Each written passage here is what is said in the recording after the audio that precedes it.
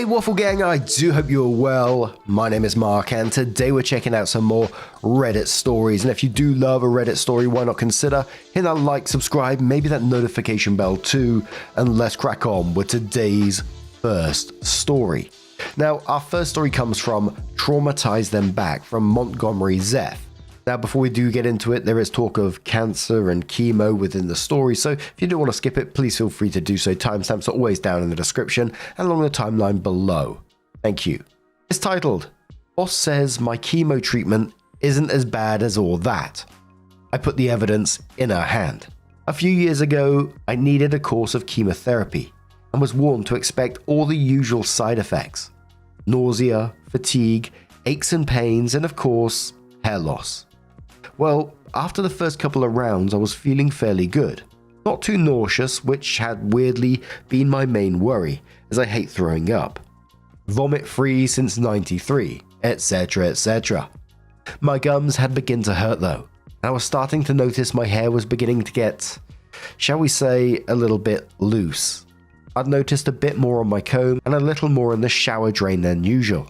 Now, I'd usually just put this down to regular old male pattern baldness paranoia, MPDP, but I reckon the drugs were beginning to take effect. Well, a couple of rounds further on, I really knew it.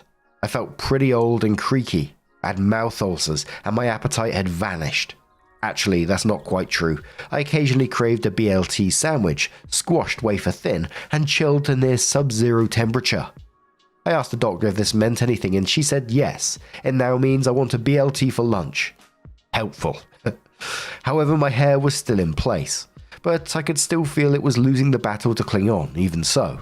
Now, I worked in a small office and my boss, Carla, fake name, was a woman in her 40s who was, shall we say, kind of self-involved.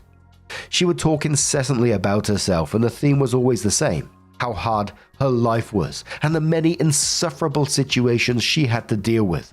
And being forced to listen to a lot of these problems, we all came to the conclusion that most of these insufferable situations were A, basically just run-of-the-mill problems everyone has to deal with, and B, largely self-inflicted. And when it came to work, no matter what the issue was or how it needed to be fixed, it always came back to her and how the situation made her feel.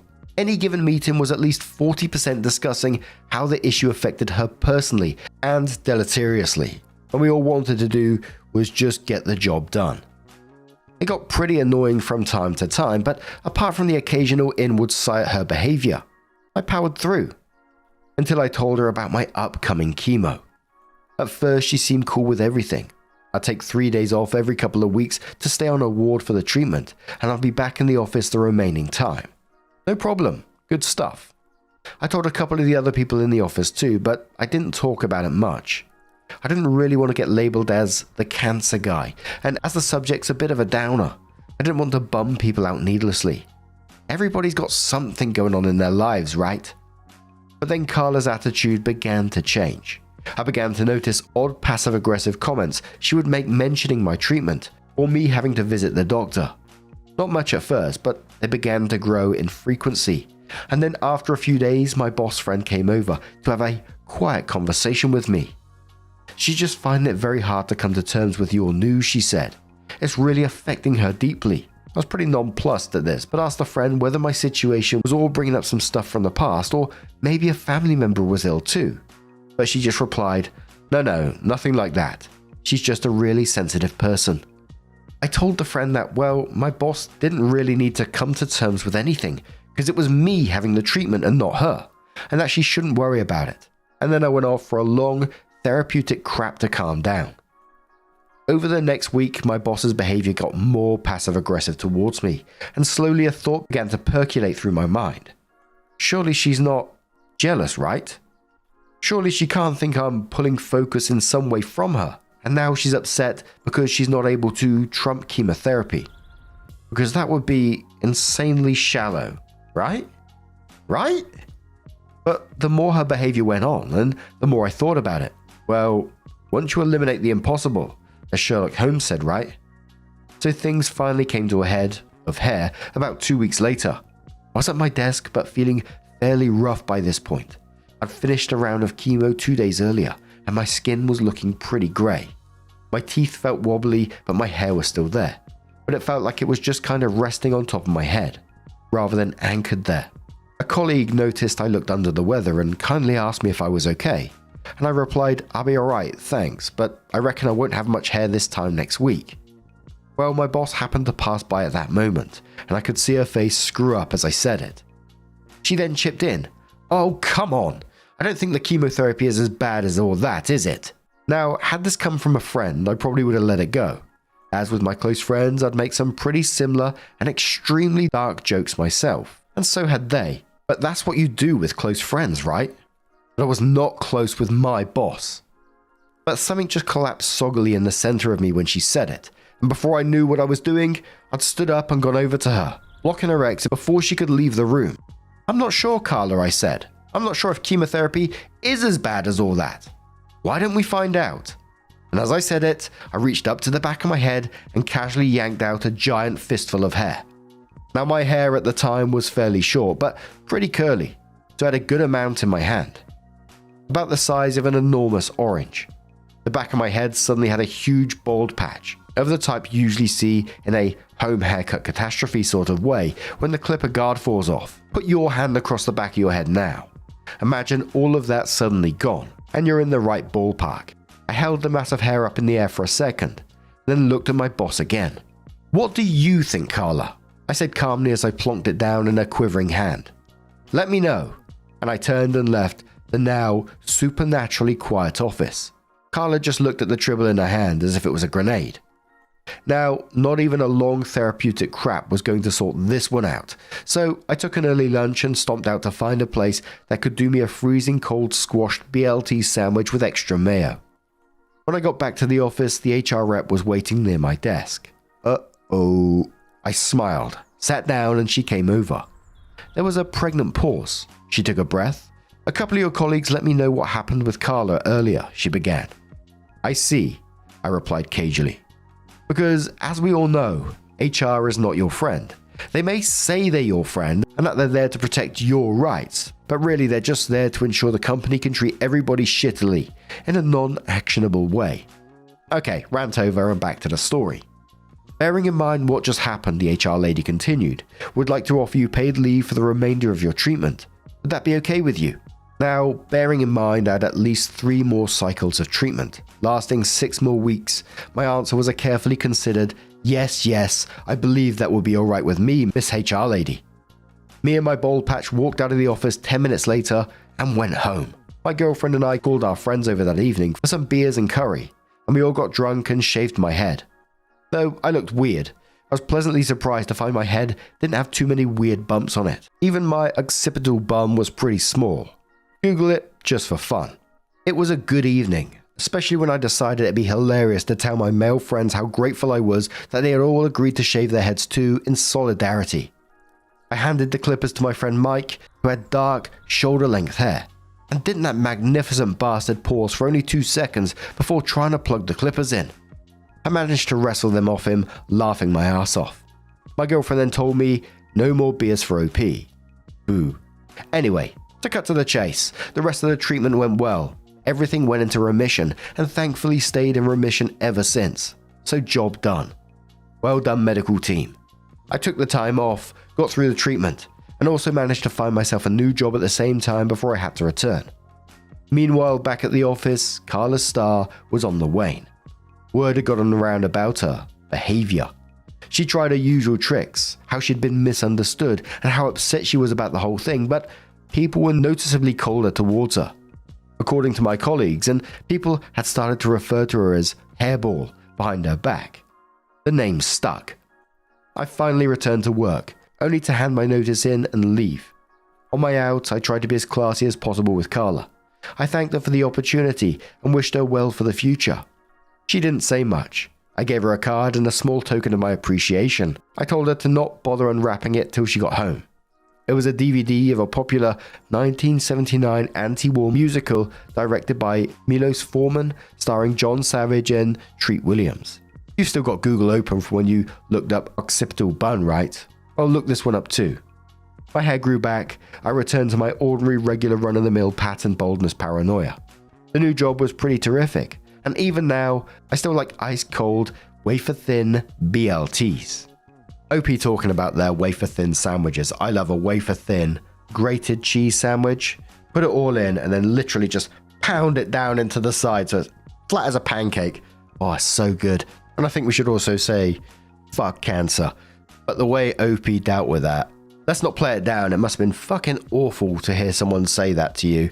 Regardless if you're a master of the arts of dark humor, hearing some random say that to you at the same time, it's got to be painful. So I'm glad that you called her out on it and hopefully given her a life lesson. And I'm so glad that the chemo worked for you, OP. Thank you so much for sharing your story. But just talking about the dark humor as well, when my dad was on chemo through his mesothelioma, we talked about like the various potential side effects that could come with it, the losing hair, the nausea, everything that came with it. And we talked about the losing hair because my dad, he had like super thick hair. His hair grew so quickly. And me and him and my brothers, I don't know if this is a dark joke or not, but it always did make us chuckle between us. My dad himself as well. You know, we wouldn't have messed around if it was hurting him, of course. But we always liked the idea of a Bob Ross wig, which always gave us a chuckle to ourselves. But what do you guys make of this situation? How do you think OP dealt with it? I think fucking fair play. Let us know your thoughts down in the comments below, and let's move on to another story. And that was an interesting one as well, so I thought I'd look for another story within the same subreddit. Traumatized them back, by the way.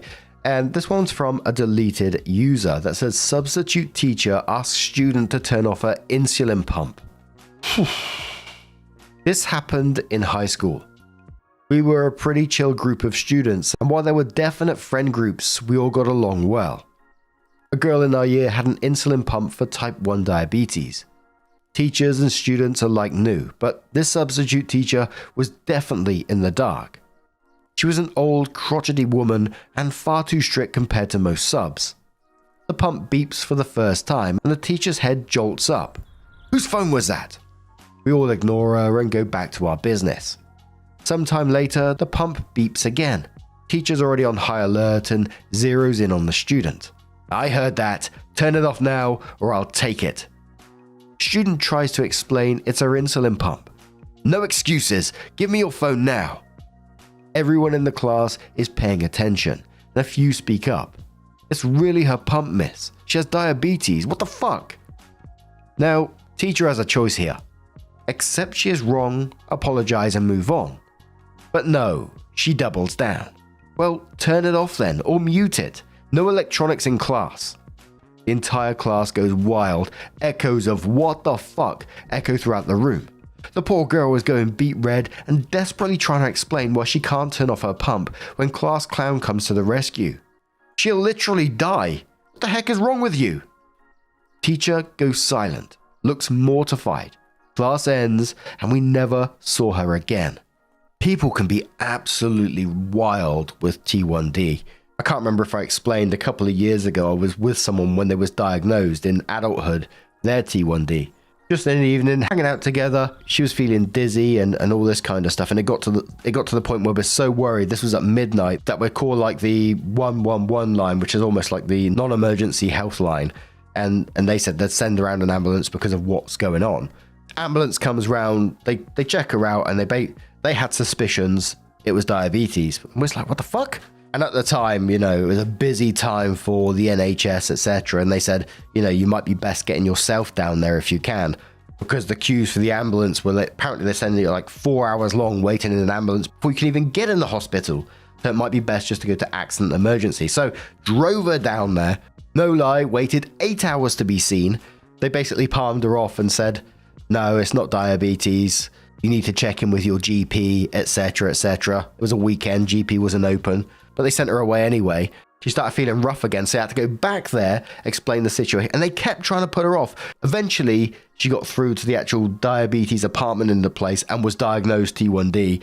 But we sat in that hospital for over 20 hours, and it was so difficult talking to the staff there because you know they're overworked, you know there's so much going on. But they just would not listen, what we was told. Would not forward us to diabetes apartment immediately and had to keep going out into the waiting room and sent away. It's just so wild. And just to add, an email was sent to whatever complaints process it was, because no one should have to go through that. But what do you guys make of that situation? Absolute wild.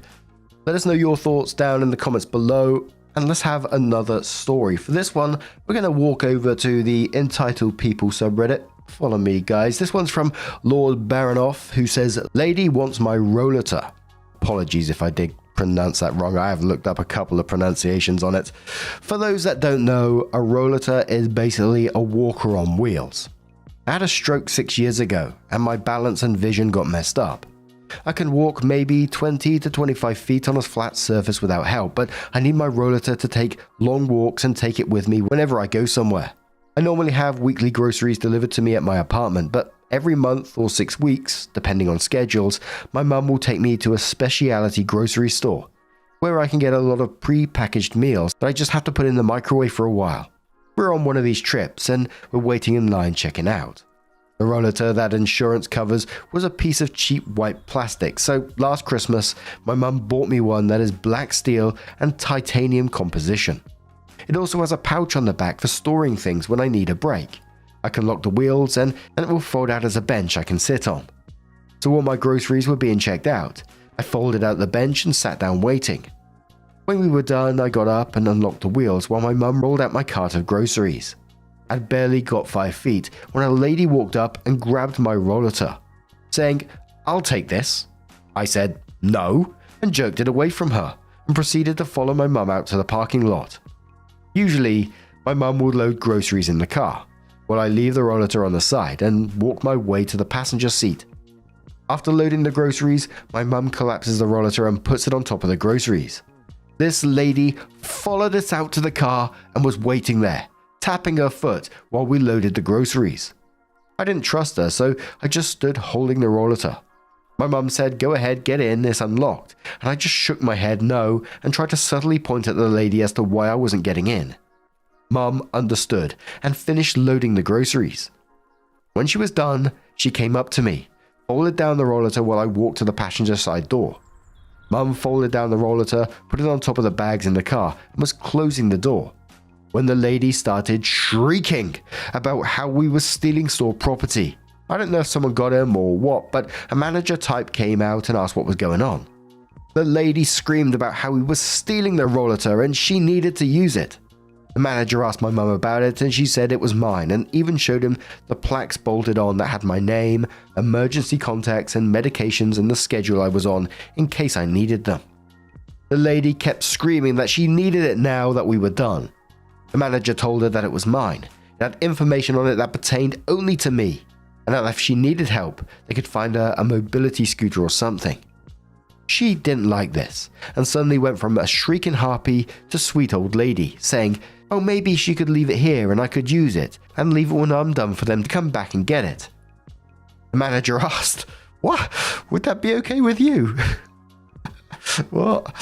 And my mum, knowing we would never see it again, said that we couldn't. We had other places to go where I would need it. The lady began screaming again while we just drove off. I don't know how it ended up for the manager, but I hope he survived it. At first, when OP said about the manager coming out and not knowing if someone called him or something, my first thought was, retail workers can spot a Karen quite easily. I imagine they got some kind of Karen spotting superpower. I think it's just got to come with the territory, right? So maybe that's why he was immediately out there. He was watching what was going on. But to turn round to you at the end and says, "Would that be okay for you to leave your property with some random ass stranger who's rude as fuck?"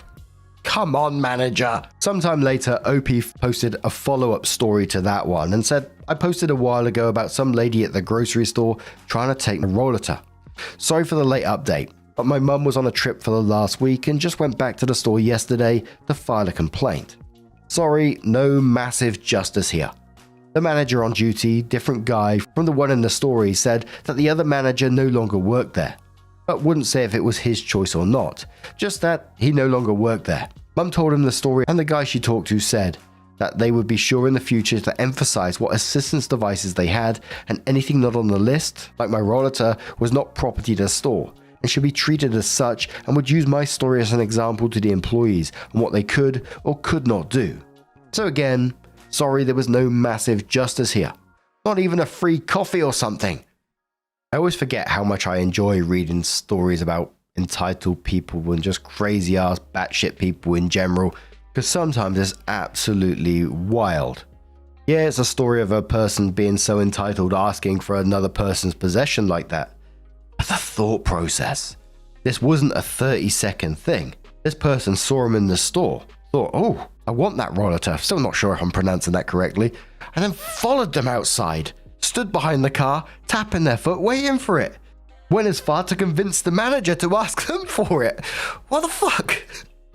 But what do you guys make of this situation? Let us know your thoughts down in the comments below.